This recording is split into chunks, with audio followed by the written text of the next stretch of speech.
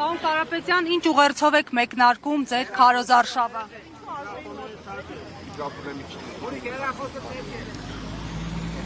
Եթե մեր նկարանողները ավարտեն ու սկսեմ։ Ավարտել են, շատ լավ։ 8 տարի առաջ այսօրը այս շենքում Հայաստանի Հանրապետության վարչապետ ընտրվեց այսօրվա վարչապետը։ Ժողովրդի գրեթե միաձայն աջակցությամբ դարձավ վարչապետ այն հույսով, որ բարեկեցություն է բերելու եւ խաղաղություն Հայաստանին եւ Արցախին։ 8 տարվա ընթացքում նա խոստացել էր մեզ, որ երկիրը ունենալու է արդար համակարգ, որ երկիրը լինելու է բարեկեցիկ, մարդիկ սկսելու են լավ ապրել եւ անվտանգ։ Ինչպես նաեւ խոստացել էր բոլոր գյուղացիներին, որ իրենց գյուղերում իրենք հնարավորություն կունենան լավ ապրեն եւ չլքեն գյուղերը։ Բազմաթիվ հարյուրավոր են նրանց խոստումները։ Անցել է 8 տարի։ Մենք նույն փողոցում ենք կանգնած, գրեթե բան չի փոխվել, միայն մեր երկիրն է փոքրացել։ Ապա դուք չեք տեսնում, ամեն ինչ փոխվել է։ Այո, խաղաղություն է արդեն եւ զարգանում է։ Խաղաղություն խոսք տալով բերեց 3 պատերազմ։ Բարեկեցություն խոսք տալով բոլորի վրա վերցրեց $10,000 ամեն ընտանիքի վրա վարկ։ Հարկերը փոքր բիզնեսի համար բազմապատկեց 2-ով եւ այդ նույն ժամանակ խոսք տալով, որ աղքատությունը, ծայրահեղ աղքատությունը պետք է հաղթարվի երկրում, աղքատությունը, ծայրահեղ աղքատությունը չհաղթարվեց,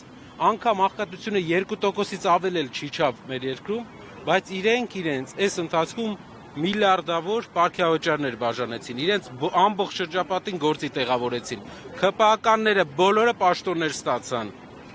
8 տարվա ընթացքում հեղափոխությունից հետո, մարդկանց հույսերից հետո շահել է մի խմբակ։ Իսկ հայ ժողովուրդը ինչին հասել է իր աշխատանքով։ Ով մի քիչ բարեկեցության է անգամ հասել է իր աշխատանքով։ Պետությունը դրա մեջ մասնակցություն որևէ կերպ մեծի մասամբ չի ունեցել։ Աղքատությանը որևէ հաղթանակ աղքատության մեջ մենք չենք տեսել։ Հայաստան 3 քաղաքացիների։ Հենց 3 ես Սպիտակի շրջանում էի եւ այնտեղից ձեզ խնդրում եմ, որ այցելեք Սպիտակի շրջանի գյուղեր եւ մի հատ տեսնեք, թե ինչպես են իրենք ապրում։ Ասեցին, երբ ձեզ ասեն, որ աղքատությունը հաղթարված է, թող գան մեր գյուղեր հաղթարման շեմին է, պատկերացրեք ամեն 5-րդ հայաստանցի աղքատության մեջ ապրում օֆիցիալ տվյալներով։ Այսինքն մոտապես 600,000 հայաստանցի աղքատ է, հացի խնդրով է ապրում։ Հիմա ուժեղ Հայաստանը ինչպես իր գրպանի վրա ինչպես կզգա Ռուսաստանի հետ կապված երեկվա հատկապես զարգացումները, դեսպանին ԱԳՆ կանչել եւ այլն, ԵՄ գագաթնաժողովի Զելենսկու հրավերի ֆոնին։ Տեսեք, մեր երկիրը ունի առևտրային գործընկերներ, շատ քիչ առևտրային գործընկերներ։ Այդ առևտրային գործընկերների հետ հարաբերությունների խաթարելը հնարավորություն չի տալու մարդկանց գնալ արտագնա աշխատանքի։ Հնարավորություն չի տալու այն շրջաններում, որտեղ պետությունը չի կարողացել աշխատատեղ ստեղծի, անգամ այդտեղ մարդկանց գոնե առաջ հնարավորություն է տրվում գնային արտագնա աշխատանքի։ Դա ռիսկի տակ են դնում։ Հայաստանը միլիարդավոր դոլարներ է արտահանում։ Բերքը մեր ամբողջ գյուղատնտեսական արտահանվում է։ Ռիսկի տակ ենք դնում։ Մի քանի նկարի համար։ Այսպես չեն վերաբերվում սեփական ժողովրդին։ Շոուն լավ բան է, եւ դա վատ արժեք չունի։ Անկախության Հայաստանի բարեկամ պետության Ֆրանսիայի նախագահի հասցրեց ասոց տնել արտահայտությունը մեկ ուրիշի բարակայում փոխուր կտամ պետք է դա այս բառապաշարում եք հավակնում գալ իշխանության։ Եկեք բառապաշարների մրցույթը եթե հայտարարենք, մենք մի տեղ կա, որ մենք իրապես զիջում ենք քաղաքացիական պայմանագիր կուսակցությանը։ Դա բառապաշարների օգտագործման հաճախականության եւ տերմինոլոգիայի մեջ։ Այն բառապաշարային, այն բառամթերքը, որ իրենք են մտցրել Հայաստան, այլ երբեք Հայաստանում չի եղել։ Ամեն օր նոր վիրավորանք, ամեն օր մի նոր սանդղակ են խփում բարձրանում։ Ու դրա հիմնադիրը հենց այսօրվա վարչապետն է, ու մեր ժողովրդի դեռ մի ամիս հատվածը շարունակում է հավատալ։ Այդ մարդը Այսինքն դուք ճիշտ եք համարում Հայաստանի վարչապետի կողմից, ես եմ ձեզ եմ հարցը, ճիշտ եք համարում մարդկանց ձեր ներկայությամբ անգամ չեմ կարող ասել ինչ բառապաշար օգտագործել, մարդկանց հասցեին։ Երբ որ մեր երկրի ղեկավարը մեր սրբազան հայրերի հասցեին վերջի բառներ օգտագործում, դուք իրան հարցրել եք։ Պարոն Կարապետյան, Դուք երեք Նիկոլ Փաշինյանը ձեր լրատվամիջոցը հարցրել եք։ Պարոն Կարապետյան, երեք Նիկոլ Փաշինյանը ասուլիսից հետո հայտարարեց, որ դատական հայց է ներկայացնելու Սամվել Կարապետյանի դեմ այդ սնկերի վերաբերյալ այդ Ինչն է հարցը, ասում եք չի կերել, թե որն է խնդիրը։ Գիտեմ, դուք պետք է իմանաք այդ խոսույթը ձեր եւ Նիկոլ Փաշինյանի Ինչից, որ սունկ է կերել, թե որ չի կերել այդ սունկը։ Ասում է դատական հայց է ներկայացնելու, որ մնացածը չեմ գտնել։ Այսինքն սունկ չի կերել։ Պետք է ուսումնասիրենք, կերել է թե չէ, դատարանը թող ուսումնասիրի։ Կարծեմ, ինձ թվում է ցանկալի կլինի բաց դատ լինի, որ դատարանը ուսումնասիրի, սունկ կերել է թե չէ, 1 տոննա թե ինչքան է կերել եւ որ պահերին է կերած եղել սունկ։ Օրինակ Facebook որ մտնում ես, մտածում ես, մոտապես գուշակում ես, կարող է հուսով եմ դա սունկն է, այսպես ասեմ։ Այսպես է մեկնարկել այս խոսույթը, բավարարը ո՞ց է։ Տեսեք, այս ամեն ինչը մեր ժողովրդի համար առաջնային կարևորությունը ուրիշ բան է։ Կարապետյանի խոսույթի մեջ առաջնային բանը, որ երկրին պետք է մարդիկ պետք է իրենց տանը, իրենց գրպանի վրա, իրենց երեխաների կյանքի որակի վրա տարբերությունը զգան։ Սա պետք է մենք բերենք։ Ուժեղ Հայաստանը ինչ է առաջարկում։ Առաջարկում է երկրի հիմնական գործը պետքա լինի առաջին իսկ օրվանից 3-4 ամսվա ընթացքում մենք մի քանի ծրագիր ենք անում։ Ծայրահեղ աղքատության ծրագիրն է 150,000 դրամ յուրաքանչյուր 5 հոգանոց ընտանիքին, ով ծայրահեղ աղքատ է։ Այդ գումարը տալու են հայ աշխարհի հարուստ հայ գործարարները 70%-ը եւ 30%-ը միայն մասնակցելու է պետությունը։ Ասեմ իմիջայլոց, ոչ ոք Հայաստանում չի կարող այդպիսի ծրագիր անի, որովհետեւ ոչ մի գործարար այսօր պետության կոչով, ոչ մի համաշխարհային հայկական կապիտալի տեր, ոչ թե այն գործարարները, ով ստիպված են ձեռք սեղմում անել, հայկական սպյուրքի ոչ մի մեծ գործարար այս իշխանության կոչով չի անի այդպես բան։ Բայց ինչպես պիտի անեն։ Դուք գիտեք, գրեթե բոլոր հայ մեծ գործարարները մեր ընկերներն են, գրեթե բոլոր սպյուրքի մեծ գործարարները մեր ընկերներն են, դուք էլ բազմաթիվ անգամ տեսել եք, գիտեք, կարող եք ուսումնասիրել։ Պարոն Կարապետյան, սոցիալական ծրագրերից անդին նաև տնտեսական եւ անվտանգային հարցերն են, տեսանք տնտեսական անվտանգային տարածաշրջանային խնդիրներն են, դիվերսիֆիկացիայի մասին են խոսում այսօր իշխանությունները եւ անվտանգային եւ տնտեսական հնարավորությունները դուք ինչպես եք տեսնում, որովհետեւ ձեզ սովորաբար ասոցիացնում են Ռուսաստանի Դաշնության հետ, բայց տեսել ենք, որ վերջին տարիներին ավելի կորելացիան մեծացել է տնտեսական հենց այս իշխանությունների ժամանակ։ Այս դրան ինչ եք հակադրում դուք։ Մի բան, անվտանգային տեսեք մեր երկրի անվտանգությունը խարխլված է։ Ինչ պետք է անենք այդ պահին, ամենաճիշտ բանը ինչն է։ Գտնենք միակ գործընկերոջի ում հետ առևտուր ենք անում ու հարաբերությունները վատացնենք։ Եթե երեք Սամվել Կարապետյանը շատ կարևոր ուղերձներ է ասել, ամենակարևոր ուղերձներից մեկը, եթե Ֆրանսիան պատրաստ է մեր հետ կնքել ռազմական համագործակցության պայմանագիր, կնքենք, սիրելի հայրենակիցներ,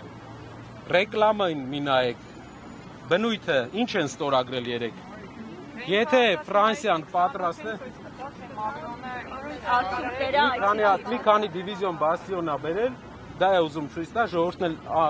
նոր տեսակի բաստիոնը տեսնեն, մտածեն, որ բաստիոնով հնարավոր է երկրի անվտանգությունը ապահովել։ Անվտանգությունը ապահովում է համապարփակ ռազմական արդյունաբերությամբ եւ ընդհանրապես բանակի վերափոխմամբ։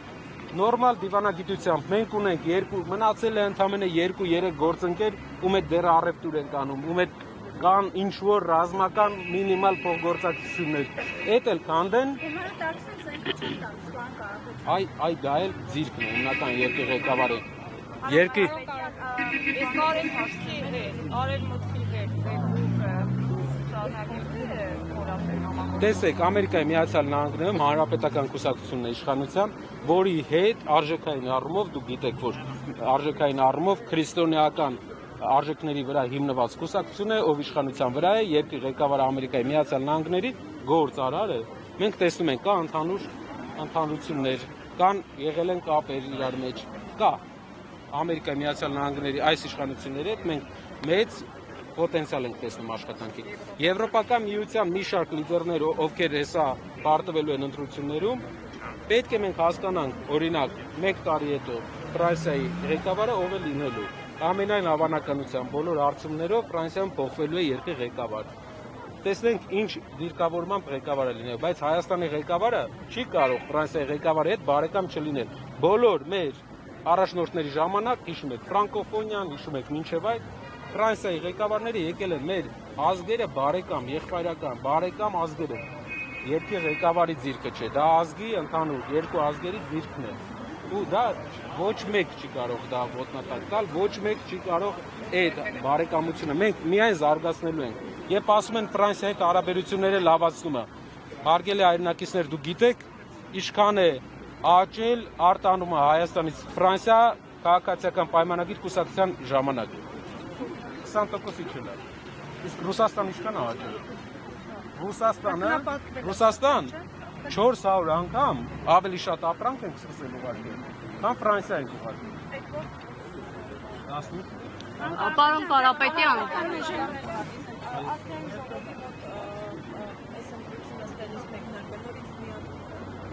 Հիմնական, այո, 8 տարի առաջ այսօրը այստեղ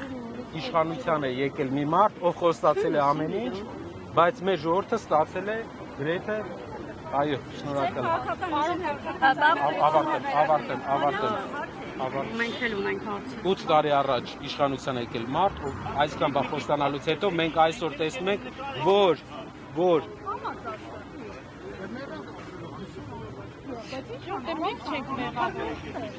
Մեր ժողովրդին համերաշխությունով անգամ լրագրողական համայնքում այս մարդկանց փոփոխության համար մենք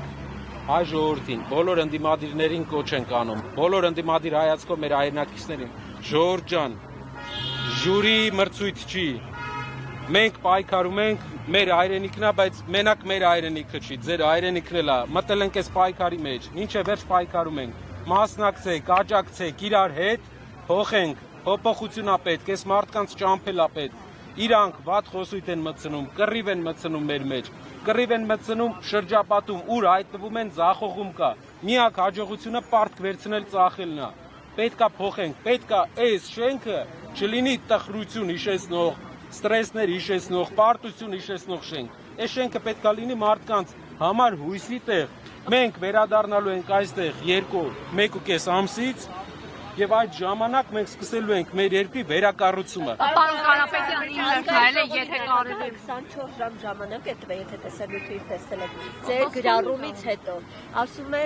Նարեկ Կարապետյանին 24 ժամ ժամանակ եմ տալի, ինչու է այդպեսի խոսույթով խոսում ու իմ անունը չի նշում, ասում է որ բախվում եք, գուցե դեռ հաստաբաններն են խոսում, որ իր անունը չնշեք, խնդիրներ չունենաք։ Այդ ձեր գրառման մասն է խոսքը խաղատների հետ կապված։ Տեսեք,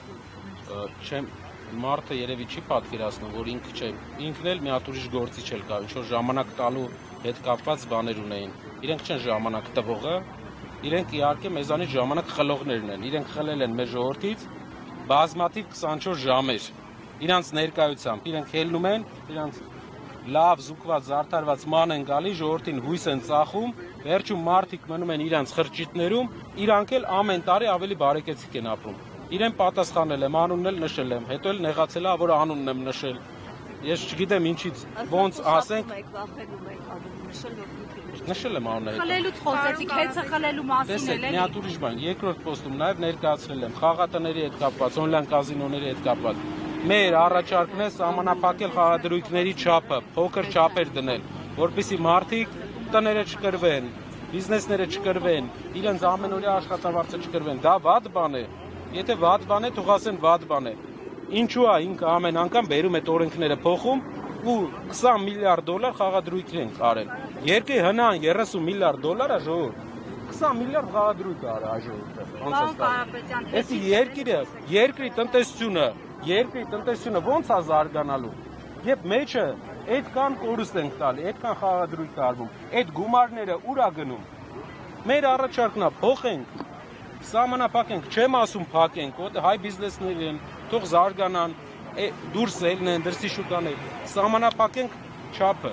դրուկաչափերը։ Պարոն Կարապետյան, դուք ասացիք, որ սոցիալապես ծայրահեղ աղքատության մեջ գտնվողներին 150,000 դրամ գումար ամսական, այդ ձեր նախաձեռնությունն էլ էր քննադատության ենթարկվել այն համատեքստում, որ դուք փոխանակ խթանեք, որ մարդիկ աշխատեն, բացի այն ձեր 300,000 աշխատատեղ ստեղծելուց, դուք մարդկանց գումար եք տալիս եւ այդպիսով սովորեցնում, որ իրենք ամսական այսքան չափով գումար են ստանալու եւ պարզապես չեն աշխատելու։ Եկեք մի բան ասեմ, Մերի ջան, ով որ ցանկանում է, որ չանենք այդ ծրագիրը, իր ընտանիքով թող գնա 2 ամիս այդ խրճիթներում մարդկանց, այն խրճիթներում, որ մենք գյուղեր այցելությունից տեսնում ենք, թող ապրեն։ Մի հատ այդ մարդկանց կյանքով ապրեն, գան մեծ խոսան։ Մարդկանց պատկերացրեք, ասում խթանեք, մենք չենք կարող 6 ամսվա ընթացքում արդյունաբերական զարգացումը 5 տարի է տևում։ Մենք այս հարյուրավոր գործարանների կառուցումը տևելու է 5 տարվա process է, բայց մարդիկ ծայրահեղ աղքատ են այսօր։ Երբ հայ ժողովրդի մեջ կան այսքան միլիոնատերեր, միլիարդատերեր Սփյուռքում, ովքեր իրապես լավ իշխանության ժամանակ, հարգալից իրենց հանդեպ իշխանության ժամանակ ուզում են օգնեն իրենց հայրենակիցներին։ Երբ որ գան, օգնեն, բյուջեն որևէ 30% մասնակցում, այն էլ հետո հարկերով հետ կստանա, 70%-ը մեր շրջապատի գործընկերներն են անելու, ժողովրդի համար։ Դրանից լավ ծրագիր ո՞նց կարելի է քննադատել այդ ծրագիրը։ Պարոն Կարապետյան, եւ ձեր հայտարարությունը վերին դարսի հետ կապված զուգահեռ հարցեր տալի կուլտուրա ունեցի։ Երեխեք, ավելի չափսան։ Տեսեք, պատմական ունիկալ շրջան է ու պատմական ընտրություններ են նրանով, որ հիմնական ընդդիմադիր առաջնորդը տնային կալանքից է քարոզչական process-ներին մասնակցել։ Երբ որ հնարավորություն լիներ ինքը այստեղ լիներ, դուք արայիք այդ հարցերը իրան տայիք։ Պարոն Կարապետյան, ձեր եւ հիմնական հարցը ինչն է, արդարություն խոստված իշխանությունը իր ընդդիմադիրին կալանավորել է։ Ու կալանավորել է բոլորս գիտեն քաղաքական հոդվածով։ Ժողովուրդ ջան, մարդ կա որ կասկածում է որ քաղաքական հոդվածով է կալանավորել։ Այս մարդը վերածվում է դիկտատորի, նոր սկսում է վերածվել։ Այն բաները ինչ ինքը կանի ընտրություններում իր քիչ հավանական հաջողության դեպքում սա դեռ մուլտնա նենց այնպիսի բաներ է սկսելու անել, որից մեր ժողովուրդը զգալու է սովետական ամենածանր բռնաճնշումների հոտը։ Մարդը աշխատանքից հարյուրավոր մարդիկ է հանում։ Մարդը ուղիղ հայտարարում է, որ բոլոր պաշտոնյաներին ես գաղտնալսում եմ։ Պաշտոնյան իրավունք չունի ընդդիմադիր լինի։ Որևէ պաշտոնյա պետական։ Իրանք սարքում են ոստիկանական երկիր։ Մի հատ օրինակ բերեմ, որ դուք հասկանաք։ Ամերիկայի հետ համաձայնագրի մեջ փոխգործակցության Ադրբեջանը մտցրել էր նույն կետը Ադրբեջանում, այսպես է։ Ադրբեջանը ռազմական համագործակցության ռազմական զենք գնելու իրավունք էր ստացել։ Նույն կետով Հայաստանը ոստիկանության աջակցության սարքավորում էր ստացել։ Հանրային ելույթները հիմնականում իհարկե տնից եւ տնային կալանքից է լինելու, ցավոք, դա այդպես է, բայց մենք այս վիճակում ենք, որ երկրի իշխանությունը հատել է նաև այդ սահմանը, բայց պետք է ժողովուրդ ջան, մենք դա ընթացքում բան կլինի։ Պատկերացրեք 3 ժամ, 3 ձեր հարցերին պատասխանել է։ Այդ մարդն էր պատասխանում, թե ուրիշ մարդ էր։ Այդ մարդն էր պատասխանում։ Պարոն Կարապետյան, եւ վերին դարսի հետ կապված ձեր հայտարարությունը, որ այլևս մեքենա չի կանգնելու, այսպես տարընկալումների տեղիք տվեց, ասում են ինչպես։ Մի կողմից գիտենք եղանակային պայմաններն են, մյուս կողմից Ռուսաստանն է հաճախ ստուգումները խստացնում, սանիտարական այսպես խնդիրներ հայտնաբերում, որն ի դեպ հայ գործարարների բնորոշմամբ արհեստական է։ Ինչպես է այս արգելքները վերացնելու լուծելու։ Լուծումը վերին լարսի ինչն է։ Ժողովուրդ ջան, վերին լարսով ասում է Վրաստանի, Ադրբեջանի, Հայաստանի եւ Թուրքիայի բեռները։ Այս բոլոր երկրներից մենակ ԵԱՏՄ-ի անդամը Հայաստանը։ Հայկական բեռները հնարավորություն ունեն ոչ թե մաքսային ընդհանցակարգ անցնեն լարսում, սպասեն հերթի տակ, այլ անցնեն սահմանը երկրի խորքում ավելի հարմար պայմաններում առանց հերթ անցնեն, քանի որ մենք ընդհանուր տնտեսական գոտի ենք, մաքսային գոտի ենք։ Ժամանակին մեզ առաջարկվել է, որ տերմինալ կառուցվի ավելի խորքում։ որ հայկական մեքենաները չկանգնեն։ Վստահ եղեք, դա անելու ենք, այնպես չի որ այս իշխանությունը մի հատ վերին լարսի հարց չի լուծում, ժողովուրդ։ Մենք վերին լարս մի հատ ճամփա է, էլի։ Այդ հարցը ոնց կարա նորմալ իշխանությունը չլուծի։ Դուք նենց ենք մեզ խեղճացրել, որ մի հատ ճանապարհի մասին կարանք ժամերով խոսանք։ Դա մի հատ պայմանավորվածություն է, մի հատ աշխատանք է, մի հատ տերմինալի կառուցումը եւ վերջ։ Բայց գիտում եք այն տեսակետը, որ Ռուսաստանը հաճախ արհեստական է այդ խոչընդոտները, թե փաստաթղթային, թե սանիտարական ստեղծում։ Հետություններ կան, որ ամեն ինչ կախված է այդ երկրի հետ հարաբերություններից։ Մենք պետք է այնպես անենք, որ այդ երկիրը ցանկանա հայկական ապրանքները առնելու, ցանկանա այ գյուղմթերքը առնելու։ Մի հատ օրինակ ձեզ բերեմ։ 8 տարվա ընթացքում վերջի իշխանության ժամանակ 40,000 հեկտար չի մշակվում։ Առաջ մշակվում էր 240,000 հեկտար մշակվում առաջ։ Հիմա 200,000 հեկտար է մշակվում։ 8 տարվա ընթացքում, որպեսզի հասկանաք, մի ամբողջ Մասիսի շրջան կարելի ասել, թողել են մի Երևանի տարածքից 2 անգամ շատ տարած, էլ չի մշակվում։ Ու իջնում է, խնդրեմ ունենք մենք։ Ինչն է խնդիրը։ Պետք է արտաքին աշխարհի հետ առևտուր անենք։ Վերին լարսը փոքր լուծում է, ու դա են հեշտ լուծումներից է։ Աստված տա բոլոր խնդիրները այդպեսին լինեն։ Խնդիրների մասին հեծի հետ կապված հստակեցում էլի $380,000 մասն է կարծեմ խոսքը, այդքան է առաջարկում։ Արձագանքում իրանք ինչ ուզում են, մենք պայքար ենք անում իրանց փոխելու համար, երկրում փոփոխություն բերելու համար, ինչ ուզում են իրանք ակտիվները բան մեզ այդ առումով ընդհանրապես չի հետաքրքրում։ Ժողովուրդ, մենք ժուրի չենք, պետք է իրար հետ կպնենք ու փոխենք, այս մարդկանց ճամփենք, ուրիշ ձև չկա։ Այս մարդիկ բերում են մեր երկիր, ուրիշ ազգ են բնակեցնելու։ Չեն կարողանալու մերժեն։ Չեն կարողանալու Ալիևին մերժի ինքը։ Ինչ ուզելա, ստացելա։ Շնորհակալ եմ։ Հարգելի հետևողներ,